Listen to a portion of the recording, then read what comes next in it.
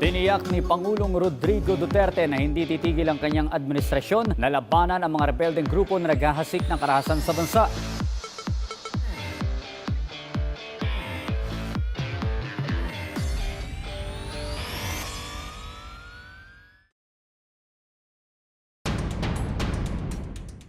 Good day and welcome to Pros and Cons, where we ask the hard questions and you decide which side of the truth you would choose to believe.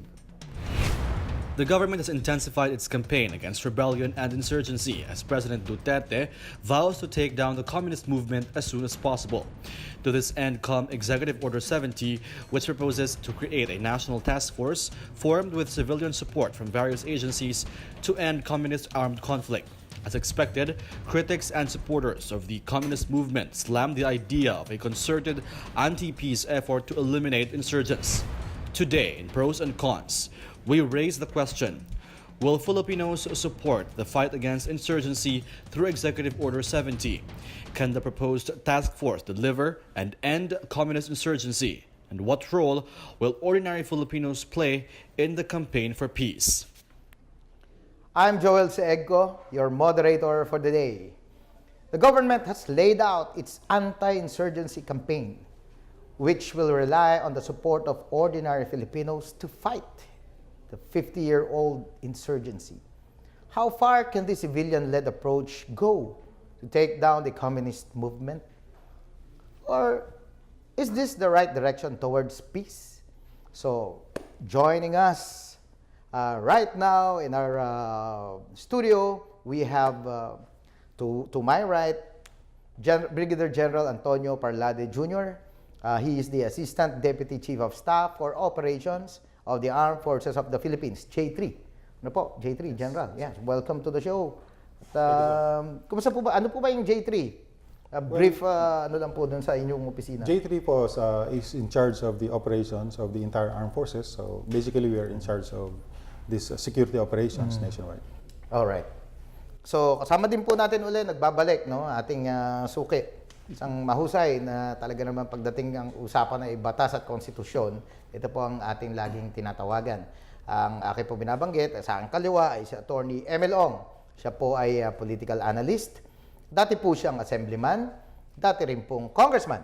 At ang pinakamaganda rito, siya po ay naging membro ng 1971 Constitutional Convention. At itong si Atty. Ong ay marami, ang malawak po ang karanasan niya sa politika sa ating bansa, no? At marami pang iba. So, Attorney, maraming salamat po, pero mukhang sobra tayo. medyo bawasan natin ng konti, di ba? Pero ito, ever since, di ba, nung active na kayo, 71, o Yeah, I became during the a 60s. Constitutional Convention delegate at the age of 27. And that time, problema na itong insurgency? Opo, Okay, so marami na rin. you're very... Pero nung tiyempo na yon, medyo ang analysis sa akin doon sa probinsya sa Samar na I'm more in the left. Kasi against kami noon sa martial law. yeah, because there was martial law that time. Pero... So nakakausap ko yung mga head noon ng mga NDF. Yeah, before we pause for a break. Sina Satoro. Malaki na ba malaki na po ba pagkakaiba, no? Opo, Ngayon? opo. Malaki talaga. Okay, thank you, General. Thank you, Attorney Emil. Thank you, gentlemen. When we return, we'll discuss Executive Order number 70 and how it is expected to solve insurgency. Will it work? We will know. We'll be right back.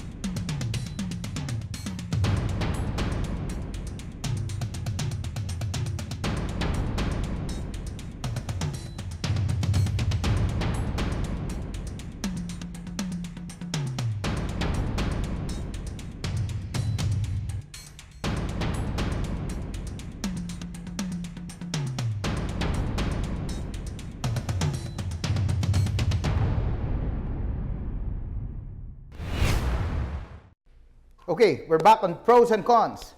Let's begin today's discussion. At ako'y excited din po dito eh. Gusto kong unang-unang malaman directly from General Parlade here.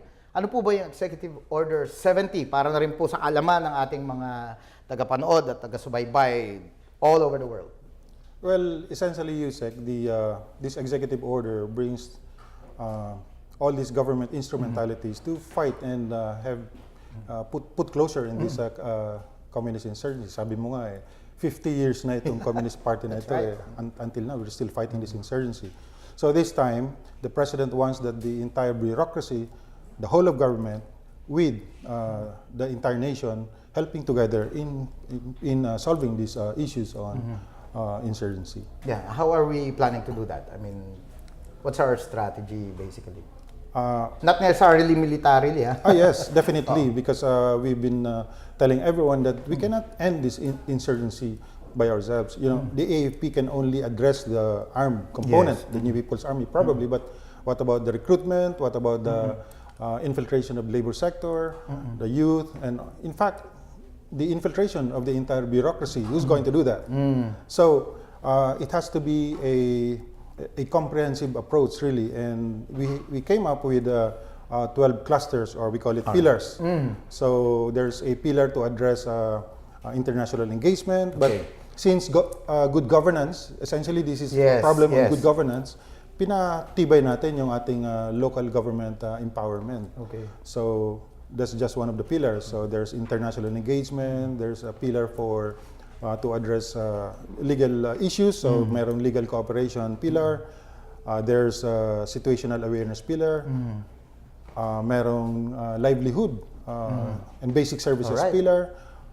Essentially, lahat ng issues na tinatapon nila sa gobyerno, ayan, may katapat na Alright, na that's programa. very nice. Yeah. So for clarity, para alam po ng ating mga kababayan, ating mga kapwa Pilipino, sa buong mundo, no? Hindi po ito yung, correct me if I'm wrong, hindi po ito yung katulad nung araw pag sinabing anti-insurgency, all-out war. Di ba? I think really it's about informing the public, the people, the government, how extensive the problem is. Kailangan maintindihan nila yung result nitong protracted warfare na ginagawa ng Communist Party of the Philippines, that for the last 50 years, actually, madami nang pinatay, marami nang namatay, 80,000, may get. And we don't realize it, so naging insensitive na yung mga tao. So when we hear about people getting killed dito sa Masbate, sa Samar, parang normal na lang yan. So when will this end? Parang yung tao parang wala nang nakita. Passive na lang. Yes, very passive. Naging passive na sila. So we have to inform the people that through the years, ito ang ginawa ng Communist Party of the Philippines, yung deception nila, yung lies nila, ito ang naging result.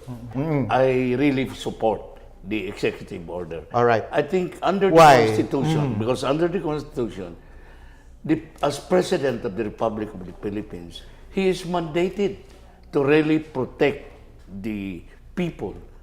Number one, to maintain peace and order, and to create stability for the government, to secure the life and property of the Filipino people. And I think I salute the President in making this executive order. Do you think that I really feel that it's the obligation of everybody to help and implement also peace and order. Do you think the Filipino people, well, they have enough already for parang binigay na natin 50 years na yan, kalahating century na dumaan. Tingin na, nagsawa na yung tao. I mean, General Parlade, I have many parang comment from different people na nagtataka sila na bakit hindi daw masolve ang insurgency. yan. Ang daming, how many the force of the army, how many of them, how many are they? Ilan lang ang communist. Bakit hindi kaya sugpuin? The reason, sabi ko, is that we don't also help the military. I think we should also, as a citizen, make it as a duty to also contribute. Sabi na, pero Emil, kaya naman nila dapat sugpuin yan. Kung sugpuin, sabi ng iba, kaya hindi nila tinitira lahat ang mga insurgency para mayroon din daw military, para may sweldo, para may benefit, parang gano'n. Dahil kung wala na daw insurgency, hindi na kailangan ng army. Yung mga pilosopo ba? So, may mga kaya ganun. ayaw nila sugpuin daw para Mawala na trabaho. para mayroon pa rin siya na trabaho. Hindi naman po siguro. I Kaya think- marahil si President is correct na kailangan All of nation approach. Oo. Kasi sabi nga ni General kanina, Parlade, they can only do so much. They can only address the armed component, no, of the insurgency problem. But may mas malaki pa nasa likod nito eh. May mas malaki nasa likod eh. Nakikita natin konti lang bilang, tama, mismatch 'yan. Pero pag yung nasa likod nung kabilang kampo ang pinag-usapan, ang laki rin ng talaga nila. So Yung sinabi Usec ni General na ang dami ng pinapatay, talagang medyo disadvantage ang military, naka-uniform sila. Ang mga NPA can circulate in the town without being noticed eh. Attorney, Yung mga ba yung military, sinasabi kong Yes. pinatay, mga civilian yun. Oo. It's not even the military.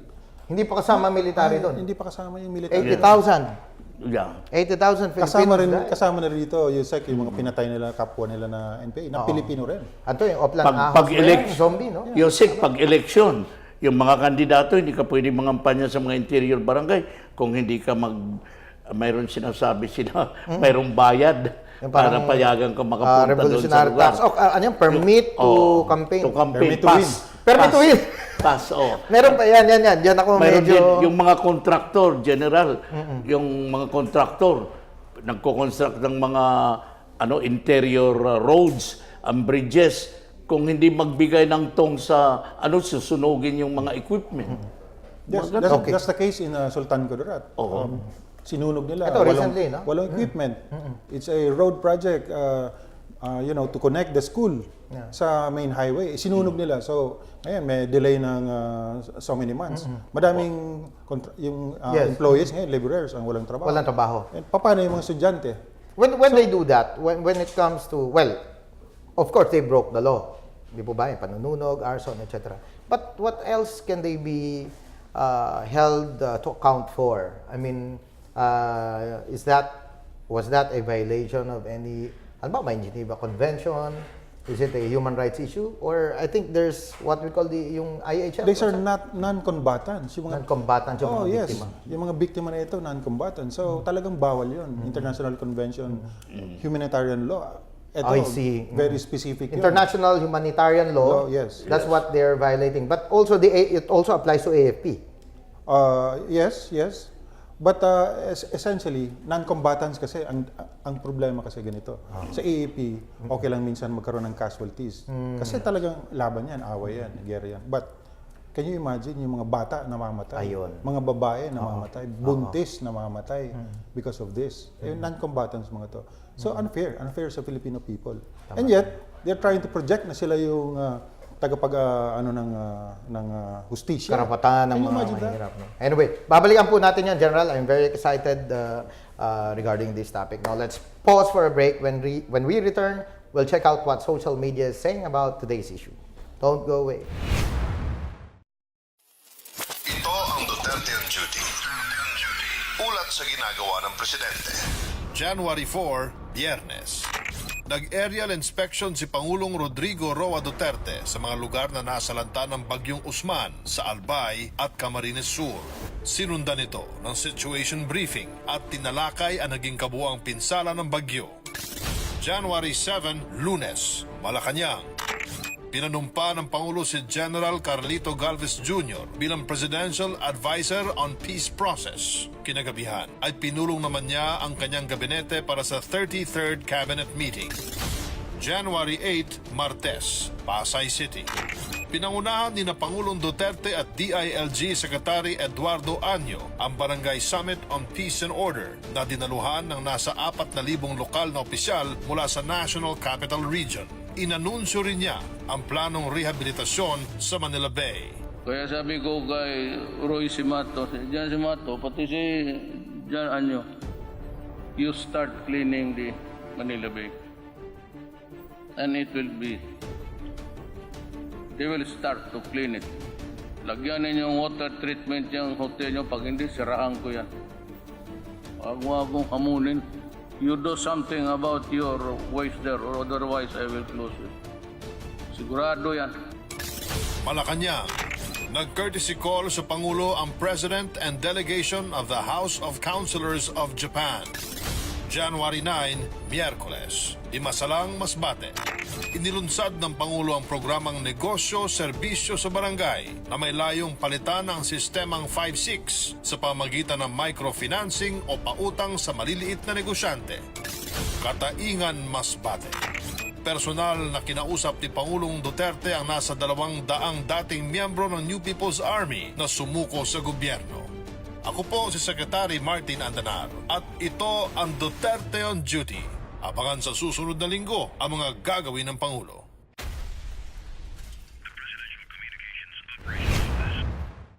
You're still watching Pros and Cons, and today's topic is about Executive Order 70 and the communist insurgency.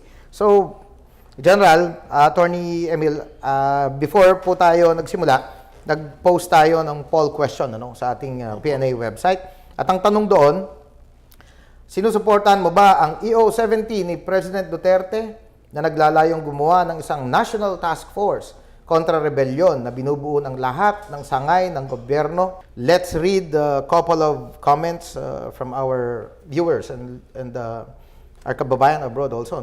Unahin na natin itong kay Abdul Ali Otto. Sabi niya, para maging positive result yan, dapat unahing alisin ang mga makakaliwang party list na nakaupo sa Kongreso at Senado.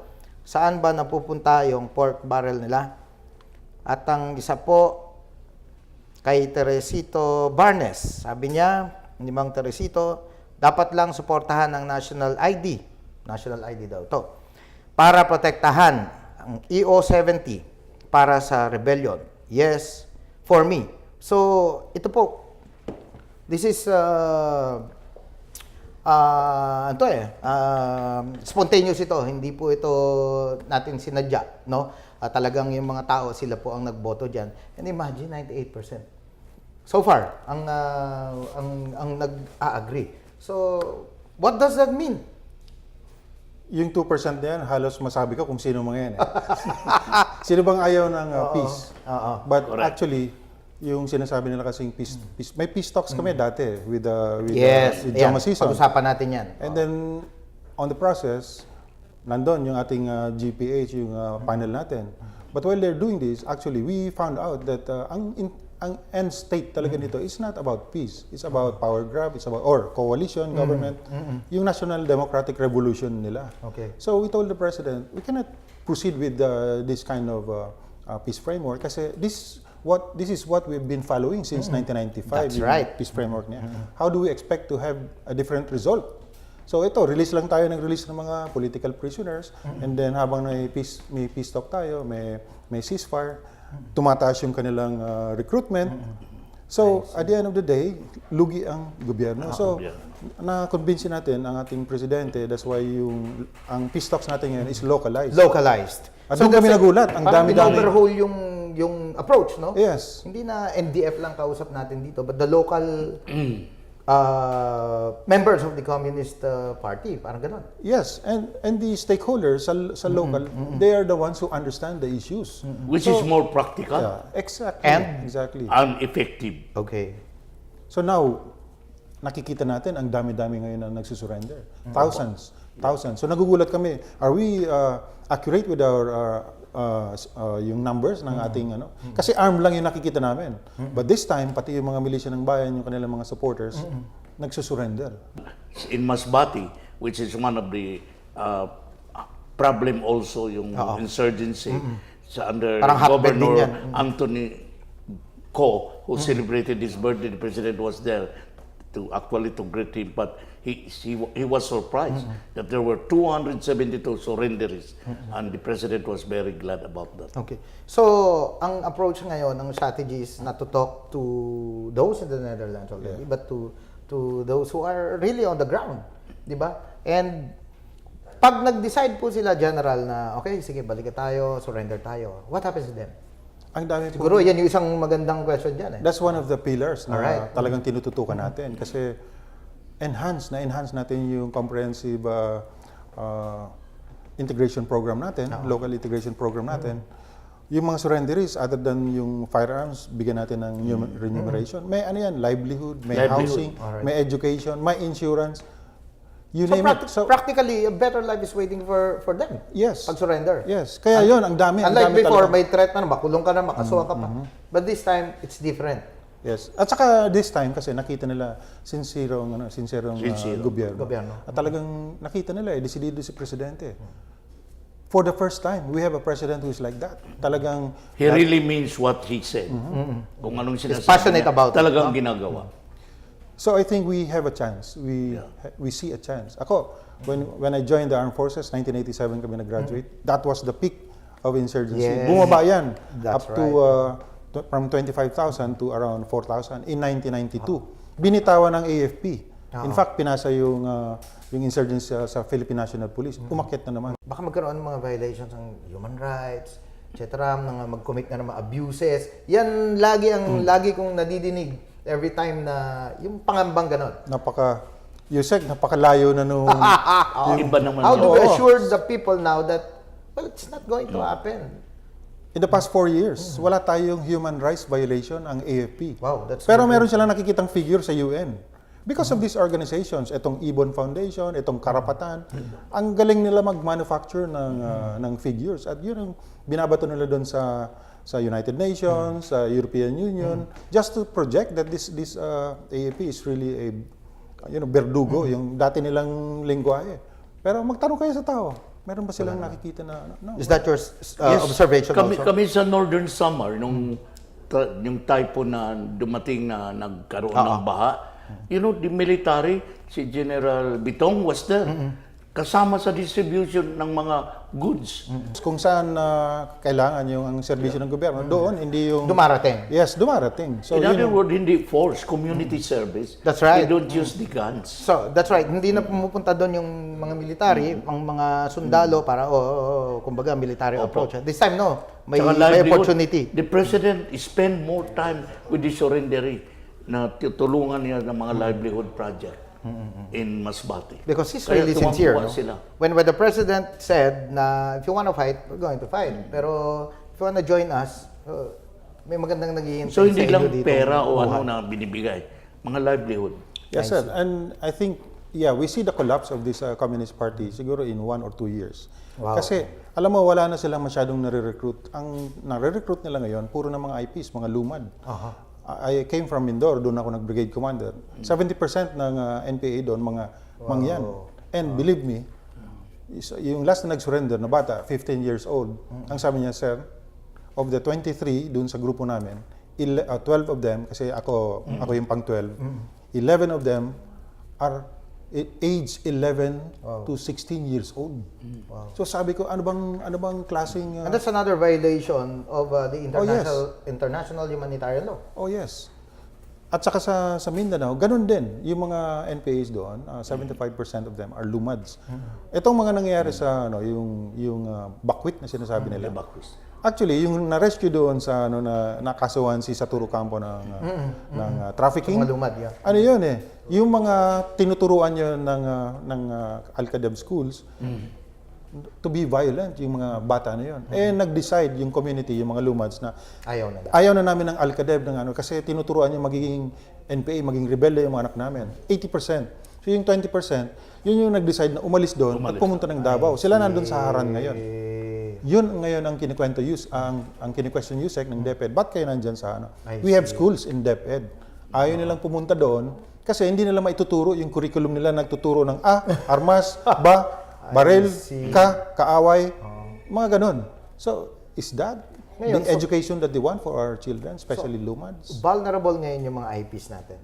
And we're still addressing that. No? So, We are, yes. Yes, right. In fact, we are trying to prevent yung funding coming from international organizations. So meron tayong international engagement pillar to address this kasi maraming donors from Europe, from the US, na hindi nila alam na yung mga schools na pinupondohan nila Ay, doon nagtuturo, pala napupunta. yes, nagtuturo pala, nagre-recruit pala ng mga NPA among the lumad children. Usec, I really like Ganda. this O, sige statement. po, before we General. end, yes. I really like this statement na peace is more important than wealth. That's right. All Ano right. natin ang pera kung there is no right. peace. With that, gentlemen, Kaya, napakaganda yung sinabi ni General.